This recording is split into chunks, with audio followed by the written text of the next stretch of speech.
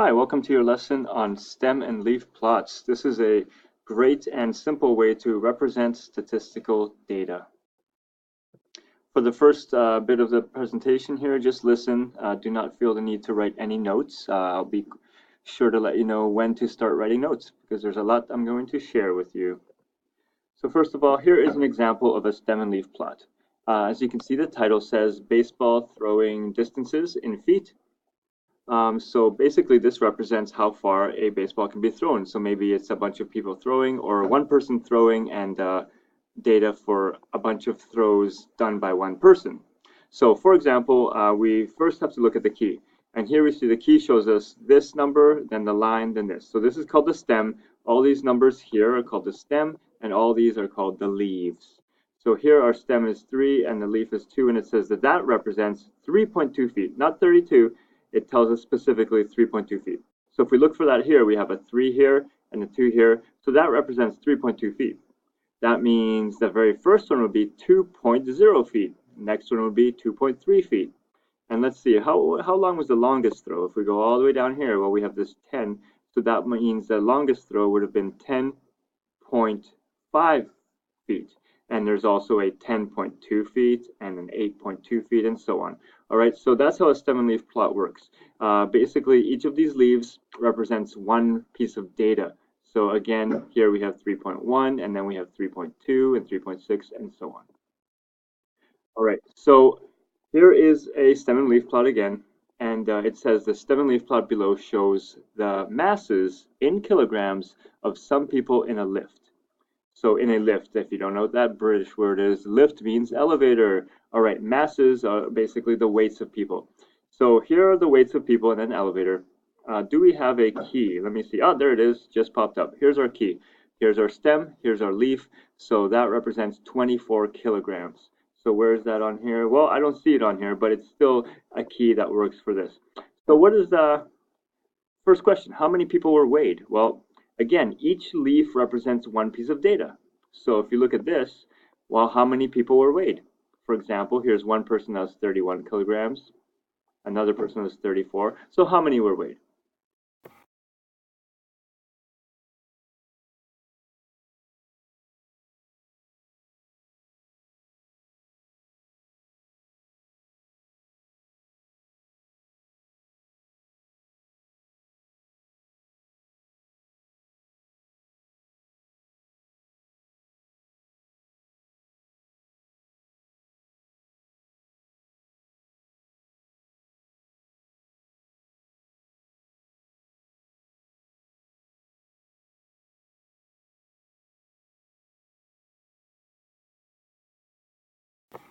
You answered 55 kilograms because that is what 86 minus 31 is. That's the range of data we have. Next, here's another stem and leaf plot. This one, it says it represents long jump data for a group of students. So a group of students, not just one student. And here's long jump data. So we see somebody jumped this far and somebody at the high end jumped that far, but we don't know. Is this 23 feet, 23 centimeters, 23 inches? Let's see. Is there a key? There it is. The key is absolutely necessary. So 3.5, it says, would represent 3.5 meters. So right away we know the shortest jump is 2.3 meters, the longest jump is 5.0 meters. So how many jumps were recorded? Give it a try. Hope you answered 10. Again, you're counting the leaves because each of those represents one piece of data, one recorded jump length. Question 2, what is the range of data?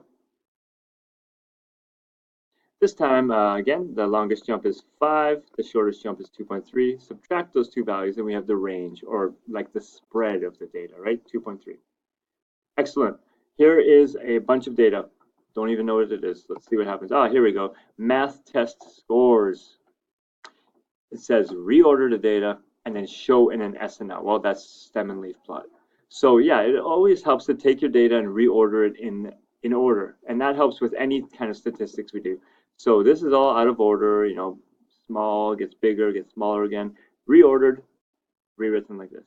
All right, starting with the smallest and going to the biggest. That always helps. So now, how would you create a stem and leaf plot? Well, first thing to decide is, well, what's the stem going to be? If these numbers go from 3 to 58, then maybe the stem will go from 3 to 5 or even 0 to, you can start before that. 0, well, not 3, because if I said 3 to 5, that would be like 31 through 55. But this is 3, so think about this. Check it out. Here is our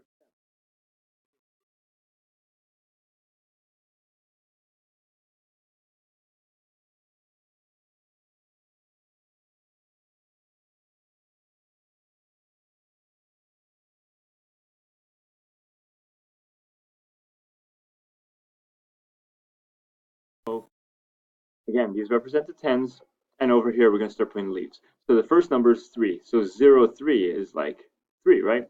And then 0, 5 is like 5. Now we're on 13, so we have the stem 1, and then 3 here. And the next one's 14 and 14 again. In a stem and leaf plot, you're going to show those each one individually because you have to have all the data. So even though 14 appears twice, we need to show it twice because it's two separate pieces of data. Then 18, then 19, you see, and then now we're in 20, so now we're going to use 20, and it's going to be 20 for 20, 23, 24 is represented, 28, 28 again twice, 29, and so on. Follow along, see if it makes sense.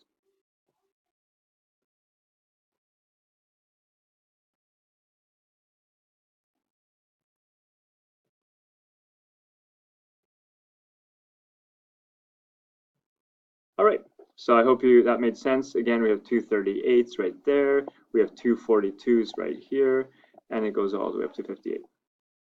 That's basically a simple way to create a stem and leaf plot. And of course, a key has to be included. In this case, I put 1, 7, represents 17 points on this math test. All right, these are the scores. All right, so now let's take some notes. You're only going to take notes on one last stem and leaf just to practice it yourself and make sure you got it. So here is some data, and your job is to, given that data, we don't even know what it's for, but create a stem and leaf plot which has this key. So give it a try. And there are two questions to answer as well. One is, what is the value of the last stem? And the second question is, list the leaf values for the stem that has the most leaves. All right, I hope you got 10 for the last stem. If you look at these and you made this, if this is your key, 1, 9 is 19, so this is like a tens. We have 2 for the tens place, 3, so on, so on. And then the highest tens place is actually 10 because it's over 100, so that's why that'll be 10. And you'll see that when you see the stem and leaf. And then leaf values for a stem that has most leaves. So you look at this and you're like, which group of tens appears the most? So look at that. And then say what are all the leaves for that then. So is it the 60s that are most frequent, the 50s, the 40s, what is it? Well, here are our leaves. So, you know, I think that represents, which ones does that represent? Let's take a look. Here's the entire stem and leaf. And looks like this one is the 30s, right? So if you look at here, 31, 33, 35, and so on. Basically, the 30s appear the most, so those are the leaves for the most appearing one right there. There it is. If you successfully made that stem and leaf plot, you understand the basics of this statistical representation tool. Please work on the practice assignment.